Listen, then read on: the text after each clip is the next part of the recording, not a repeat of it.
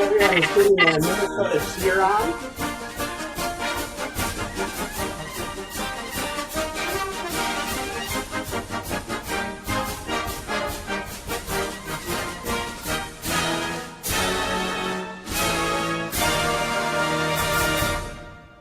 All right, welcome everyone, welcome. Good evening, welcome to our first Age-Friendly University of Minnesota virtual orientation. My name is Rajan Moon and I'm the Associate Director of Education for the Center for Healthy Aging and Innovation. With my colleague, Kelly Moeller, who's here, we facilitate the Age-Friendly University of Minnesota Council. With an effort that started as an informal age-friendly university working group in 2020, our university was the first in Minnesota to enroll in the global network of age-friendly universities. The endorsement by University of Minnesota President Joan Gable also established the University of Minnesota Twin Cities Council. And this evening, we're going to explore some of the programs, services, and affinity groups here at the university. They each offer different ways to engage and support your lifelong learning goals. Before we begin, I'd like to start with a land acknowledgement that the University of Minnesota is located on traditional, ancestral, and contemporary lands of Indigenous people. The university resides on Dakota lands ceded in the treaties of 1837 and 1851.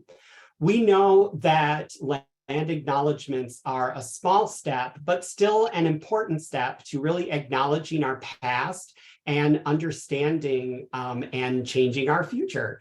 And I really like this image that we have here. No matter the platform, it's still native land. Because we're not together on campus, we're in our homes or maybe a coffee shop or a friend's home. Digital space is still native space, whether it's the server, the ground holding the cable tower, the air that holds the Wi-Fi signal, we're all on Indigenous land. So we have some links and information that we'll send out as well if you'd like to learn more about the treaties and the Indigenous people of our land. So enrolling in the global network was not a prize. It was not a statue for being a fully age-friendly campus. While many of us work hard every day to ensure that older adults are engaged, important members of our campus life, we do know that we have much more work that we need to do as an age-friendly council.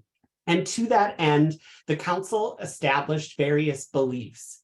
We believe at the university that we all benefit from intergenerational approaches and exchanges, that lifelong learners bring experience and perspective that enrich education, that diversity, equity, and inclusion are central pillars to all the work we do, and that ageism is a pervasive form of bigotry that must be challenged and eliminated.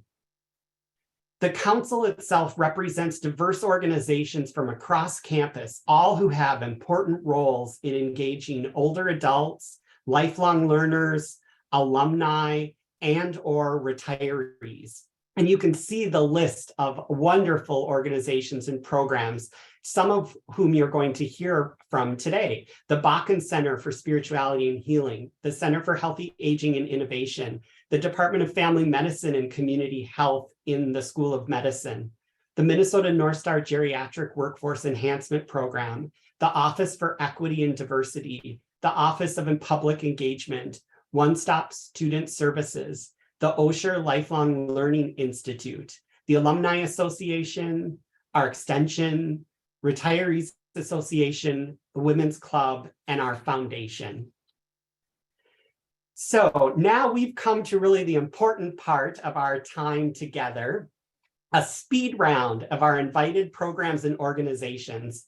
Each representative will have about 5 minutes to talk about their program. And if you have any questions, please feel free to use the chat or the question and answer feature that you have available to you. And if we have time, Hopefully we'll be able to get to some of those questions, but we may not have time to get to all of them. The good thing is, in our evaluation, if you want any more information on any of the programs or services being presented on this evening, you can just check a little box and we'll be sure to shoot your email over to them so they can follow up with you. To that end, we are going to begin with a wonderful presentation from our Alumni Association. And Marissa, welcome. Thank you. Thank you, Rajan, and thank you to everyone who's joined tonight. My name is Marissa Smith, and I'm with the University of Minnesota Alumni Association, and I'm just thrilled to be here with you to share a little bit about how we support the university's lifelong learning efforts. So to start, 119 years ago, the Alumni Association was formed with the idea of welding graduates into a single unit of influence. And while the hats in this photo may have changed and our words are a little different now, our mission remains the same. And that mission is to foster a lifelong spirit of belonging and pride by connecting alumni, students, and friends to the University of Minnesota and each other. So I wanted to share a quick snapshot of the University of Minnesota's global alumni community. There are currently 614,000 University of Minnesota alumni across the system, and over 500,000 of those are from the Twin Cities campus, and you can see the breakdown by system campuses on your screen. This is an alumni network to be incredibly proud of. It's an incredibly powerful alumni network and one that's incredibly loyal and engaged. Alumni reside throughout the world in 165 countries and span 5 generations, and 63% of our alumni stay right here in and live and work in Minnesota. The Alumni Association works to engage this diverse community and keep them connected through multiple channels, including a heavy focus on lifelong learning. And tonight, I'm going to highlight just 3 of the ways that UMAA gives alumni and friends a window into the lifelong learning opportunities that exist throughout campus. And those are Goldmind, the Maroon and Gold Network, and our travel program. So to start, Goldmind. Goldmind is the Alumni Association's user-friendly online hub for university expert talks and videos. We designed it to resemble Netflix for the U of M, with both original UMAA content as well as content from our campus partners, some of whom are actually on this call tonight. We are curating content all the time from around the university to continually add to Goldmind. And content can be sorted by topic and also by college, so you can find collections that speak to your interests and your passions. Goldmind currently has over 500 hours of content and growing, so while winter in Minnesota marches on, here's something that you can do from the comfort of your home to engage with many topics that are of interest to you. Next is the Maroon and Gold Network. The Maroon and Gold Network is our free online platform for career advice, networking, and mentorship. As students enter and move through the university, alumni play a key role in helping them succeed. And alumni join the Maroon and Gold Network to connect with students and assist them in preparing for meaningful careers.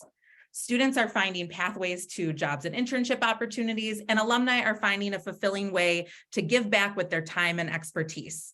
And in a way, mentorship is a lifelong learning experience. And so I wanted to make sure to highlight the Maroon and Gold Network as a newer and fabulous tool for you to connect with and volunteer. There are more than 16,000 alumni and students currently represented on the Maroon and Gold Network, 50 states and Washington, D.C., and 60 plus countries. And our alumni who join are having a fabulous experience. It's low risk, low time commitment, and just a really nice way to give back to students and share your talent, time, and expertise. And I love this quote from alum Rick Hinkey, which he points out, I wish, frankly, the Maroon and Gold Network had existed when I graduated. Finally, I wanted to highlight our Minnesota Alumni Travel Program, which offers more than 40 travel destinations annually and gives folks the opportunity to explore amazing locations all around the world with alumni and friends. In a typical year, about 500 alumni and friends join us on tours all over the world. They are all different modes of travel, including land tours, river cruises, mid-size and large ocean cruises, and even some train journeys. We work with really reputable tour providers who specialize in alumni group travel to offer these educational and engaging experiences where all the details are taken care of 4U. This graphic shows a breakdown of where our alumni travelers go and which type of travel they choose. You can see that Europe is the #1 region, but we actually cover all continents, including Antarctica.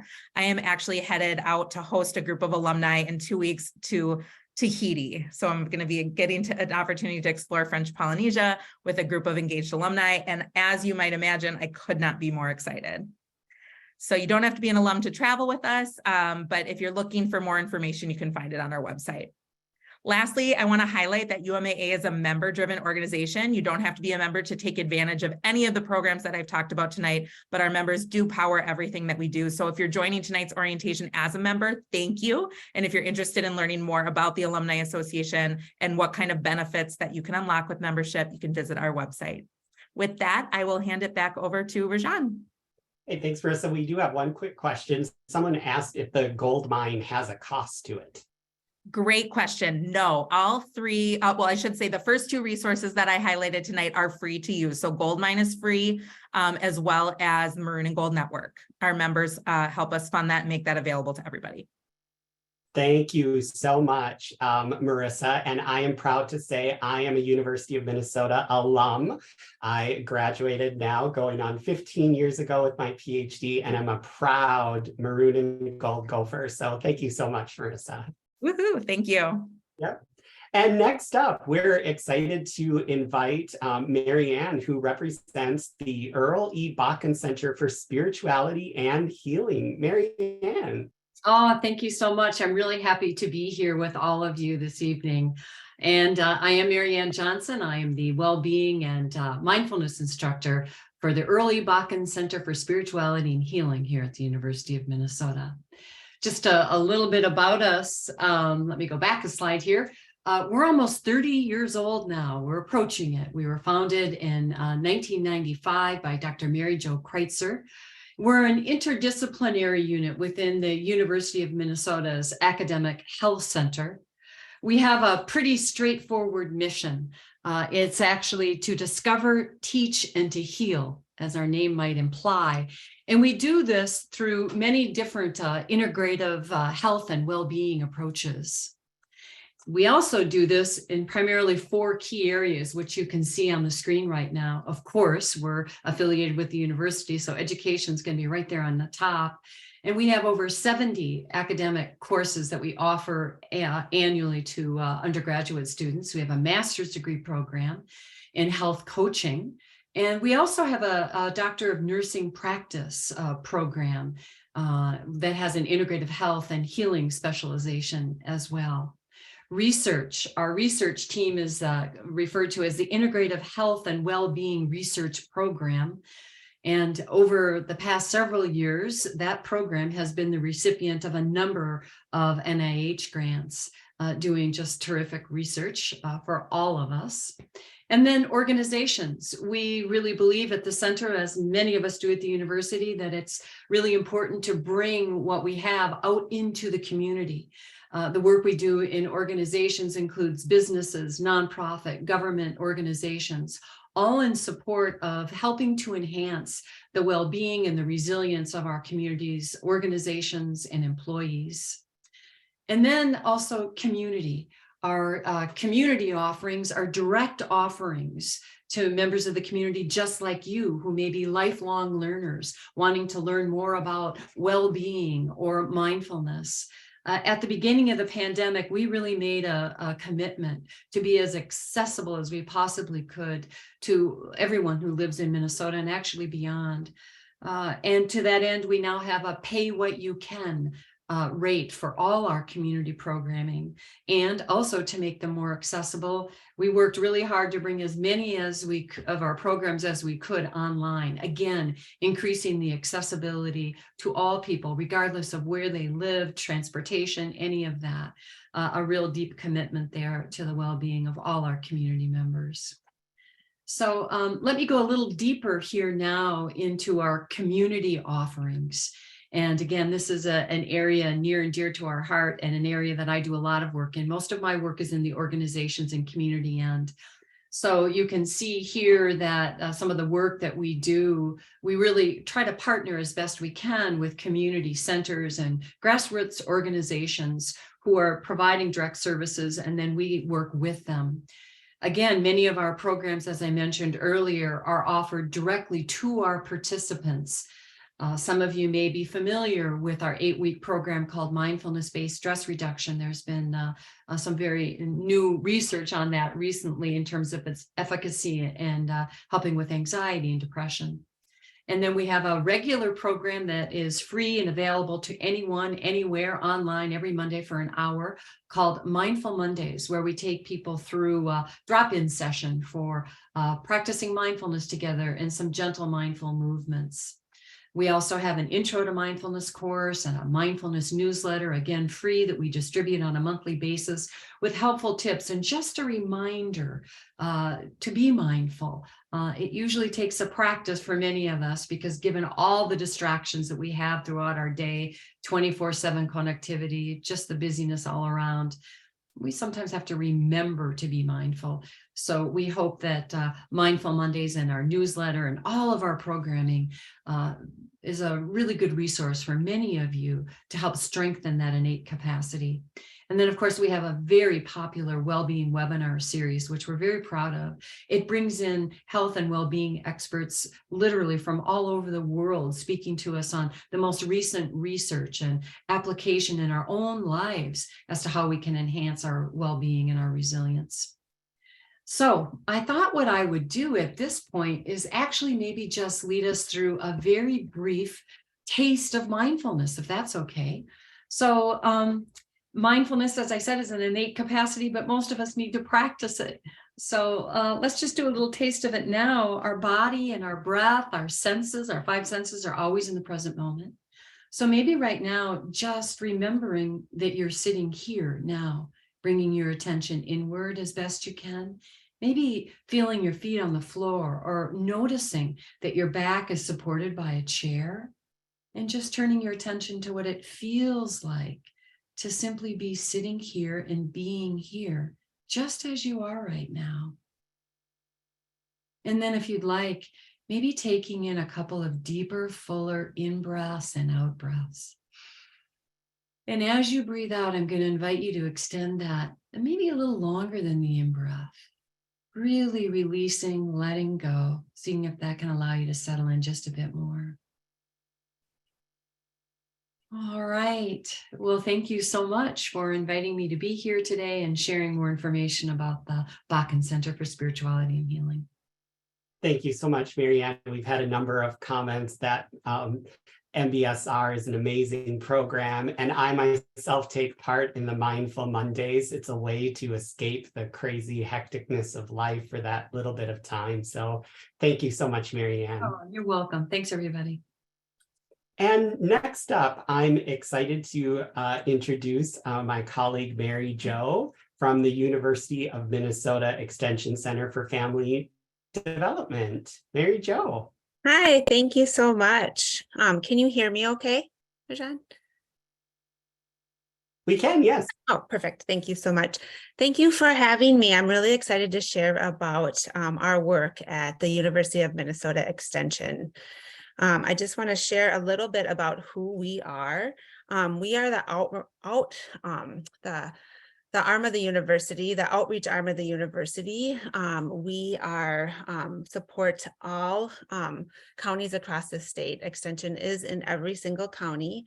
We have 65% of our staff in Greater Minnesota. And we've over the year, in 1 year, we have trained 35,000 volunteers and reach over 1,700 partnerships throughout the state. So what we do is over 100 years ago, someone said, wait a minute, why are we keeping all of this learning in the classroom on campuses? Why aren't we taking this out into the community? And so really our mission is to listen to the community's needs and to use university resources to meet those needs. So we walk hand in hand with the community. to really understand and listen what the needs are. So we do things around, we have different centers within our College of Extension, and I'm with the Center for Family Development. And what we do is we have 2 program areas, one family resiliency and one health and nutrition, where we really focus on supporting families and communities and youth as we transition through life. And so some of you may be familiar with some of our programs that exist within the counties that you may live.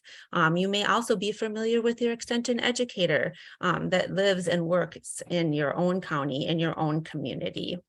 So tonight I wanted to just take a few minutes to talk about a couple of the programs, 2 of the programs in particular that might be helpful to you and your family as you transition through life. And I really wanted to focus on some of our later life programming. We do programming throughout the lifespan, but I really wanted to focus on some of these later life programs that we have and some tools and resources that you may want to check out after you hear about our the introduction and the programming tonight. And so majority of adults die without an up-to-date legal will. They often have no written wishes to guide the distribution of personal possessions, and others have incomplete, impractical plans. And so we provide education that really helps to think about these issues ahead of time, to provide these decision-making tools that can really help to support families as they move towards later life and care for family members that are at that point in their lives. So one of our programs is called Who Gets Grandma's Yellow Pie Plate? And it provides research-informed practical strategies to protect family relationships when passing on personal possessions. Few families escape, and this might be for your own family, something you're experiencing right now. Few families escape making decisions about passing on personal possessions. Paring down and deciding if and how to transfer personal possessions is inevitable when a family member downsizes, declutters, or moves, or passes away. While it may seem like a simple decision, truly it is often not a simple decision when there's lots of family members involved and lots of feelings and memories around certain possessions that we have in our families, and can lead to really serious family conflicts. So, oftentimes personal possessions really are a source of conflict, and even more than money or that inheritance that may come, that money inheritance that may come. So it really is a big issue that faces lots of families. Some of the protective decision-making factors around deciding around those possessions and how to support that decision-making process is to recognize the sensitivity of an issue, that these are meaningful things. These provide memories for family members. So if you can imagine, Who Gets Grandma's Yellow Pie Plate was created around the decision on who did get Grandma's Yellow Pie Plate. So it's a true story. Another thing is to determine what you want to accomplish. So what is, through this process of decision-making, what is the end goal? What are the goals?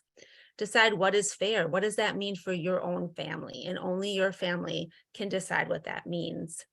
Understand that belongings have different meanings for different members of your family. One person might want that lamp, where another person has always thought that chair was something that was very comforting to them for that family member that may no longer be with them. So I'm going to move along a little faster now. This is our website, and this is how you can access it, and we'll give you all these resources later on. Another tool that I really wanted to share quickly is the Advanced Care Planning. It's the Minnesota Healthcare Directive Planning Toolkit, and it really helps around making decisions when we are thinking ahead. So some of the things that we think about is that we are never far away, perhaps, from an accident or an illness, or the pandemic has really helped, moved us into thinking around what are those tools that can help us with advanced care planning. So I want to get to, I know I'm probably running out of time, so I want to get to the toolkit that I want to share with all of you. And all of this is on our website, so you can dive into this later on. But the Healthcare Directive Toolkit is a free toolkit. It's a downloadable PDF fillable PDF that is in English and in Spanish, and it helps walk through what that might look like for you and your family. And it's a document that can be revisited throughout time. So it's something that can be done early on in your life, or it can be done as you age. So it's one of the tools that we do offer through Extension that really helps to make those decisions. So I'm going to end there. I'm sorry if I took a little bit more time on the first tool, but just know that these are available on our website, and we have a wealth of other information and programming as well. So thank you. Thanks, Mary Jo. And I think for a lot of us, our connection with Extension often occurs even at the state fair. There's such wonderful programming that occurs there, but Extension does so much more, particularly as it relates to end-of-life decision-making. So thank you so much, Mary Jo. Yes, thank you. Yeah, and now I'm happy to also welcome Julie, our representative from One Stop Student Services, who is the one-stop shop to go for your questions. So Julie, welcome. All right, can you see the slides? We are good. All right, thank you. Well, good We're evening, seeing your everyone. notes. Hi, Julie, we're seeing your notes section. Oh, shoot. Okay. I have two monitors, and I think it's give me 1 second here. My apologies. Try one more time. Well, we're going to do it this way. I'm going to you can see me advance this way, right? Yeah, we certainly Okay, can. we're gonna pivot here. So welcome, everybody. My name is Julie Sealander. I'm the director of One Stop Student Services and University Veteran Services.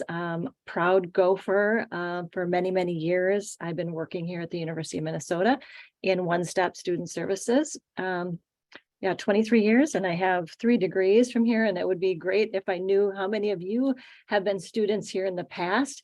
And it's a very different place, even from when I, started here. And it's quite amazing how different it is, and in a very positive way. And so I wanted to share a little bit about the Senior Citizen Education Program, which has been, a statute actually since like the mid-70s. And I'm not sure how many of you are aware of it, but this is the statute. You could go look it up. It actually is a very quick read, not a lot of legal language in it. It was very, written very concisely, but I'm just going to go through some of the pieces of it just so you're familiar with it. So the University of Minnesota provides senior citizens with opportunities to enroll in courses in higher education, and it's applying to all state-supported institutions of higher education in Minnesota. So it's not unique to the University of Minnesota. You could actually find this program through other publicly funded institutions, whether that's the Minnesota State University system, including, some of or all of the community colleges, the technical colleges. So some of the definitions in the statute, I'm just going to go through them very briefly. You could check them out on your own. But senior citizen is really defined as someone who is 62 years of age or older, starting at the beginning of a semester here on campus. So you would be eligible if that is the case. And what that's going to give you is discounted tuition. We'll talk about costs in a minute. You also need to be a legal resident. So you'd have to show your residency in the state of Minnesota to be eligible for that. As far as the definition of course, it's really quite open. It's any course of study offered at a state-supported institution of higher education in the regular curriculum of a department, a school at the institution. And then the institution, I already explained, it's at the U of M, it's at the MnSHU system. And so this is quite broad across the state, but I'll tell you a little bit about how it works here at the University of Minnesota. So to receive, when I say SCEP, it's the Senior Citizen Education Program, and you're going to get reduced tuition benefits. And in order to show eligibility, approve eligibility, it's really quite easy. And you're going to work with our One Stop Student Services staff. They're all professionals. They're going to help you every step of the way through their registration or any other questions you might have. But it's proving age and residency. So your driver's license will do that in one fell swoop. But there's other forms of identification you can provide. Some of them, of course, are only going to verify your age if it's a birth certificate or passport. So we would need something else for your residency. But the cost, so if you meet those requirements, you can either audit academic courses free of charge, or you could take them for credit, and that is at $10 per credit. And this is going to apply whether you are in a degree seeking program or a non-degree seeking student. So, and whether you audit or earn credit, you're going to be responsible for any of those other fees that might be incurred, whether they're laboratory fees, material, course fees. Of course, if you charge books at the bookstore onto your student account, you'd be responsible for those. Also, just to note, because this is a question we get, so there is a student health benefit plan. And unfortunately, students enrolled in the Senior Citizen Education Program are not eligible for that. But if you are looking to find out more about kind of the admissions and the registration process, it really does vary depending if you're going through a non-degree seeking program or a degree seeking program. So if you're the first time student, you just want to take a course, maybe it's for personal enrichment. You could take that class, and there's an online step-by-step process. I've got a link a little bit later here that you can follow through. And we first have to activate a student record for you. So that's very easy. You can talk to our one-stop staff about that. If you've already been here as a non-degree seeking student, maybe you're 61 and you're going to turn 62 soon. You may already have those credentials, a student record in our system. So you would just register for those courses. You can find your registration time in the portal, which we call MyU. And again, I'm going to keep saying this several times, please feel free to reach out to One Stop and we can help you with any questions along the way. But you would still need to show your driver's license in order to get that rate applied on your account. It's not automatic. If you're degree seeking, so that's just like any other student. You're going to have to go through the Office of Admissions website. You're going to have to do an admissions application. And, once you're accepted, you're matriculated into our student class. It's going to be very similar to any other degree seeking student. The only difference I would say is your registration time will be the same as other non-degree seeking students, even if you're seeking a degree. If you're just looking for courses you want to explore, you can go to schedulebuilder.umn.edu. Just some notes: if the class is open, you can sign up. Typically, once we get you in our system, usually don't need permission for many of the classes, but some of them do have either a class permission required. It might require a prerequisite course. There might be restrictions on the course as far as how many and who can be enrolled. Sometimes it's, students in an advanced part of the program. So those are just things you want to look for when you're exploring for courses. And then I just put this in there about canceling enrollment because it's something we want to make sure students are well aware of. We want to make sure you cancel as soon as possible. You're holding a seat in that course, and there's limits on many of the courses. We want to make sure you cancel as soon as you know that you're not going to be able to fulfill that course, hopefully before the course begins, so we can get other students the chance to register. And then also there could be financial implications depending on when you cancel. So we want to make sure you're looking at the refund schedule, and you can always reach out to One Stop if you need some help understanding what the refund policy is about. So I put some any questions we have. Our website is an amazing tool for any student. You can call, email, you can do a Zoom appointment, you can come in person. We just want to meet you where you're at, whatever works best for you. We also have a web chat. And then I threw some resources in here. I believe this presentation is going to be sent out to you, so you'll have that available to you, so you can check out some of the links that we have to search for courses, dates and deadlines if you are interested in registering, and the admissions process if you're interested in a degree seeking program. I also put my information in here if you want to reach out, and happy to talk with you. We welcome you to explore what courses are available, and we'll help you through every step of the way that we can. Except if it gets into academic advising, we're going to refer you to your college and your academic advisor. So that's what I have for you. I hope you have a wonderful evening, and thank you for the opportunity to share about this program. Thanks so much, Julie. And I can't tell you the number of times that I've used One Stop Student Services. They are just a absolute value to our campus. We are very lucky to have them.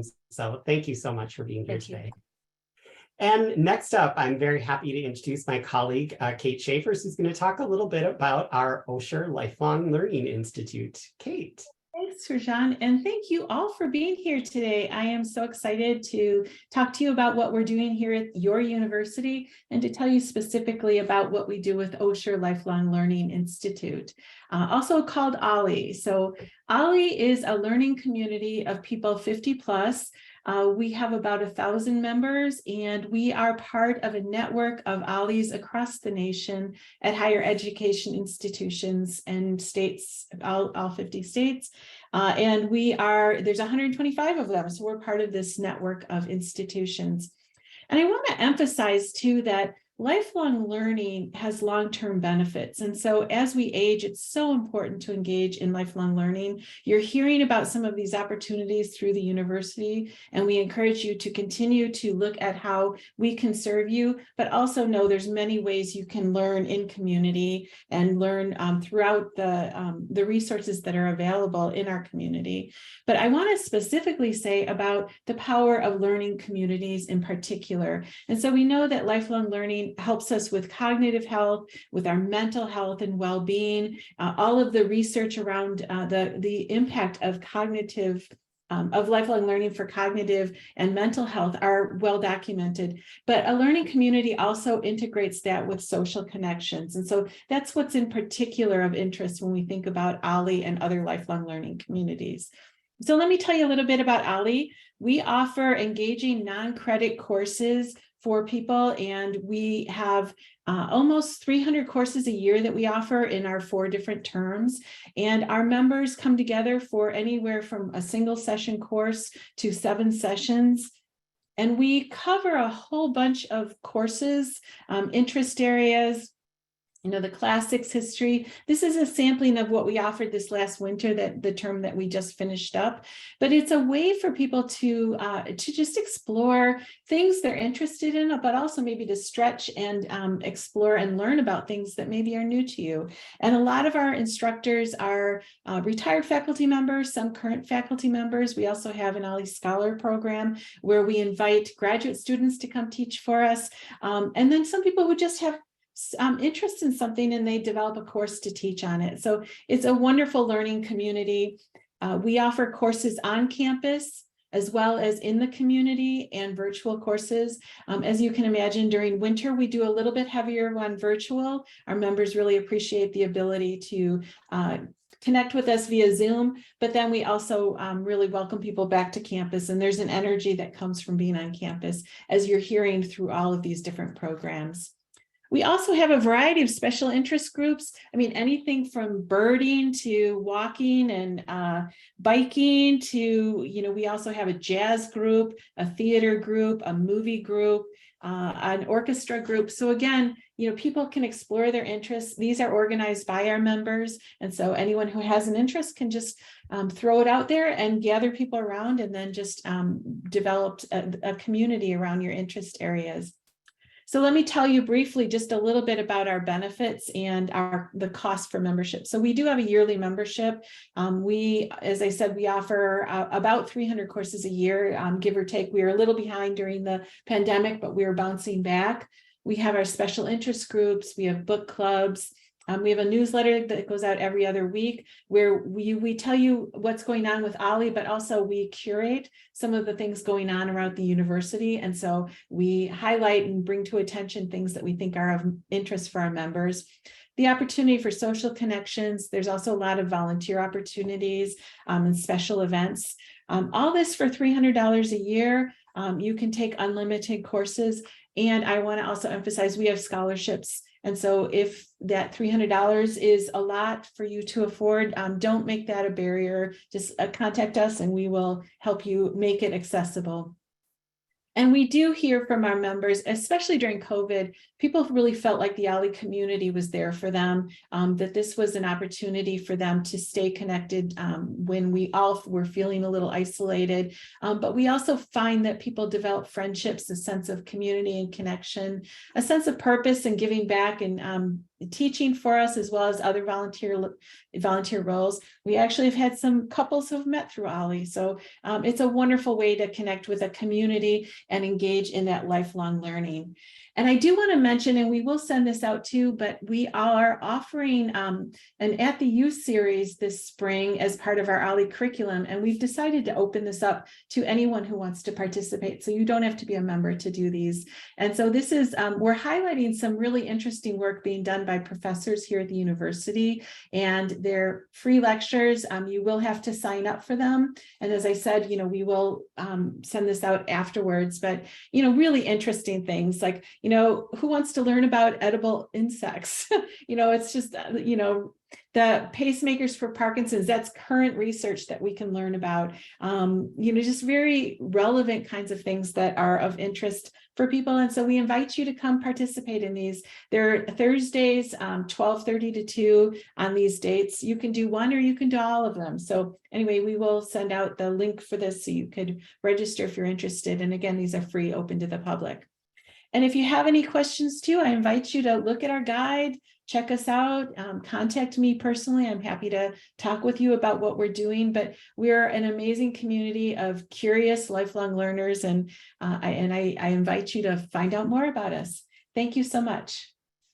Thanks, Kate. And Bug Appetit. Really, what an awesome title for a class. I would love to be part of that. And I'm excited. I'm doing one of the classes for OLLI this semester on moving from ageism to age friendly. So we had one question, Kate, just to clarify that the SIGs, those are your special interest groups, correct? Yes, thank you. We use acronyms a lot here at the university, so we need to make sure we pay attention to that. Yes, special interest groups, and it's just a group that gather around a shared interest. All right, thanks so much, Kate. And next up, I'm happy to welcome our representative from the University of Minnesota Retirees Association, Ron. Ron, take it away.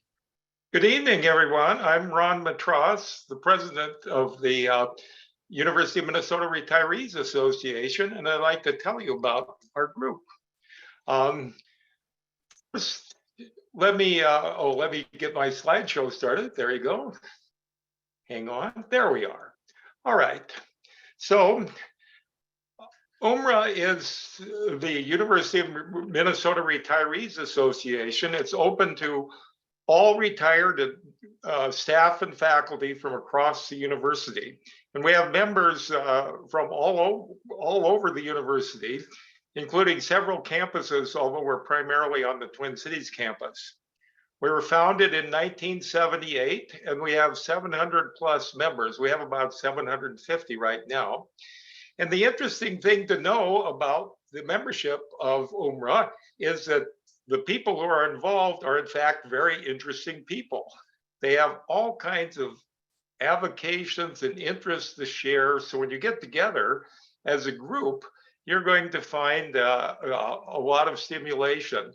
And so one of the big reasons to be part of our organization is to connect with the university and with the people that have served the university for a long time.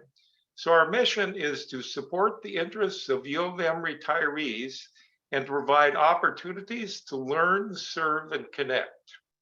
So let me tell you a little bit about each one of those parts of the mission. For our learning, we have a rich variety of programs. We have 8 virtual Living Well workshops on health or personal development.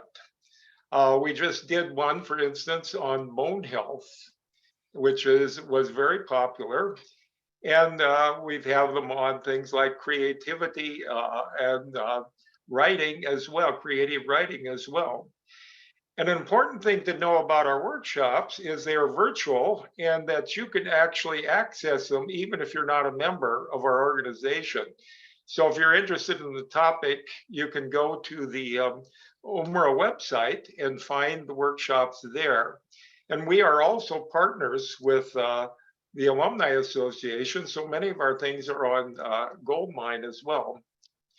We also have 6 in-person luncheon and forums with distinguished speakers on topics of interest. Actually, 2 of those forums, January and February, by popular demand, are virtual. And we have some very interesting speakers, including Governor Walz and Steve Simon, recently Secretary of State, Joan Gable, the president of the university, and a number of researchers telling us about their research. Finally, we have professional development grants for our members, and these are competitively awarded for members' research. So you have to understand that university faculty and staff just don't stop thinking about their fields and their work when they retire. They want to continue it. So we actually have a way to do that. With grants of up to $5,000, we can help facilitate people's continued research. Service. This is a very important part of our mission as well. And in particular, I'd like to highlight the University Retiree Volunteer Center, which is a clearinghouse for volunteer opportunities for retirees, both on and off campus. And this is a service that's available not just to our members, but to any retiree. You can go to the URVC website and find the listing of current opportunities, and we'll help connect you with those possibilities, those venues. And they range from everything from ushering at university events to serving at hospitals. And again, anybody can do this. This is not just for our members. And something new that we're launching just now is the Silver Gopher Service Corps. And UMRA members will be doing volunteer projects as a group, and the group will be the Silver Gophers. So the first project the Silver Gophers will be doing is in April, when we're going to be showing where we're going to be helping admissions with the Future Gophers Day. And we do a lot, as you can see, with our with the service that with our own volunteering and with the money we give. And finally, and this is perhaps a very important reason, maybe the most important, is that for joining the association is that we connect. We connect through our monthly luncheons, through social events, parties and local excursions, group travel, special interest groups, book clubs, photo club, family history, and the like. So if you are a retiree from the university, or if you are a current university staff or faculty member and are looking to retirement, please take a look at us. We'll be more than happy to help you learn about us and to help you stay connected to the university. So I want to thank everyone very much for this, and that's going to be the end of my presentation. Thanks so much, Ron. We are so lucky to have UMRA on our campus. It's unlike many campuses across the US. Our Retirees Association is so actively engaged in our courses and supporting the university after people have retired. It's just amazing. So thank you so much, Ron, for presenting and being here today. And I'm excited now to introduce my colleague, Susan. And Susan is going to talk a little bit about the Women's Club. Susan. Are we there? Good. Hi, my name is Susan Hopp, and I am a past president of the University of Minnesota Women's Club, and I am the club's rep on the AFU Minnesota Council. So I'm so happy to present to you tonight. So the Women's Club was founded in 1911, and it's now over 100 years old. So we began as a group for faculty, wives, and women faculty members. And then in 1991, we expanded to include all women, regardless of university affiliation. Our members now come from widely different backgrounds. retired faculty and staff, of course, women also who have owned companies and run hospitals, fundraisers and PhD scholars, teachers, designers, CPAs, realtors, nurses, artists, and writers. We are women with a wealth of life experiences, and we're looking for more.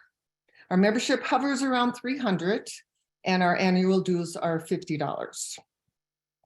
A love of learning has always been at the core of our threefold purpose. First, to provide educational, cultural, recreational, and leadership opportunities for women of all ages. Second, to provide support to undergraduate students at the University of Minnesota through scholarships. And third, to promote a continuing connection to the broader university community. So the club offers near year-round activities and events with 5 luncheons, 5 newsletters, regular e-blasts, and an active website. We stay informed and engaged. 3 Conversation with a Woman Leader luncheons at Midland Hills Country Club give us a chance to connect with distinguished local women who are doing amazing things in the community. So recent guest speakers include Lindell King, Director and Chief Curator Emerita of the Weizmann Art Museum, Dr. Kirsten Delegard, co-founder of the Mapping Prejudice Project, and Meredith McQuaid, Associate VP and Dean of International Programs at the U. Our 17 interest sections reflect the interests and the shared talents of our members. These are really easy access points to get involved and to meet other active women. So from books, art, armchair travel, music and movies, to hiking, bridge, nature, health, and poetry, they run the gamut. There's something in the mix for everyone, and even an annual member art show. Most meet monthly, either in person or by Zoom. As a 100% volunteer-run organization, members who wish to influence the club's success can find abundant leadership opportunities. Whether recently retired and wanting to use those hard-earned skills, or simply eager to discover new skills and strengths, our interest groups, committees, and a 16-member board of directors offer many ways to enjoy contributing and doing good. So always believing in the power of education, our greatest success is our scholarship program and the impact it has had on hundreds of students' lives. To date, the Women's Club has awarded more than $1 million to help deserving students reach their educational goals. And in 2022, we raised over $200,000 and awarded a record 67 scholarships of $3,500 each. Partnering closely with the U of M Foundation and the Office of Student Finance, we are excellent stewards of our precious funds. At the October Scholarship Luncheon, we have a chance to meet many of those young students. Representing most of the colleges at the U, this year's recipients came from a wide range of majors. Law, sociology, psychology, nursing, and biology were the top areas of studies, followed by sports management, anthropology, speech pathology, biomedical engineering, journalism, plant science. So we are grateful for the philanthropic generosity of our members making annual donations and also establishing endowments at the University of Minnesota Foundation, which manages our scholarship program's finances. So as you can see, at the end of the day, we are all about education, lifelong learning, and healthy aging. We develop and share interests, volunteer our time, and learn new skills, try out new activities and adventures, make new friends, and support students. We keep adapting and reinventing ourselves. Our members encourage and help each other get started, and we have a great deal of fun. So thank you so much for listening. And I hope you find the University of Minnesota Women's Club interesting enough to follow up and investigate us a little bit further. And please stop by our table on June 26th. So thank you. Thank you so much, Susan. And if you didn't see last year, the Women's Club members, they would have received the award for most energetic attendees at the Age-Friendly University Games. So thank you, Susan, for that presentation. We're heading into the last few minutes. All of my colleagues and speakers were right on time, and thank you so much, everyone, for being here tonight. Just a couple of announcements left. We want to invite you to June 26th. We just got a question in the chat. What is June 26th? It is our second annual Age-Friendly University Day. Last year was an amazing day at the McNamara Center, where we explored lifelong learning. We looked at topics related to age-friendly communities and finding purpose in later life. We had Goldie, you saw the image there, Goldie the gopher, and I'm so excited this year. We have an amazing kickoff keynote, and she is here this evening, Miss Diana Pierce. For those who do not know Diana Pierce, I'm sure there are so few of us. She is one of those journalists that we turn to each night when journalism was so important. Our only connection, we didn't have things like these phones that we could Google. We had to rely on journalists like Diana Pierce to bring us the news. Diana, welcome. Thank you for being here. Oh, thank you so much, Rajan. It was very exciting. I was at last year's Age-Friendly University Day. It was fantastic. You could see who was up on stage there. So I am going to be talking about what's next. That's what I created after I left Channel 11. It's creating your own personal portfolio of life. So this goes directly to Tracy Nelson, who asked about transitioning into retirement. And that's what I'm going to be talking about. That's what I've done. I've interviewed a whole bunch of people, the entrepreneurs, those who started nonprofits. I can even talk a little bit about myself. I've got a master's degree after the age of 60. And so there's all kinds of things, but we'll have a little worksheet and you can kind of work through some of this stuff at your table. So I invite you to join us for a day-long event. It'll be fantastic. So I'll cut it short. Thank you so much for allowing me to join you tonight. Thank you so much, Diana. And as I've said before, I was walking last year during Age-Friendly University Day, and I heard this voice, and that voice is just recognizable. And I walked over and introduced myself to Ms. Pierce, and was a bit starstruck, and still am, because you were my source of news for many, many years. So thank you for being there last year and for being our keynote this year on June 26th. Thank you so much. Yeah, so you'll see this QR code. If you know how to use QR codes, feel free to use that. But tomorrow you will get an email from us with an evaluation, including a link to register for Age-Friendly University Day. We hope you'll be able to join us. And in ending, I would like to say that we want to thank you for participating this evening. As I said, you're going to receive that email invitation with an evaluation.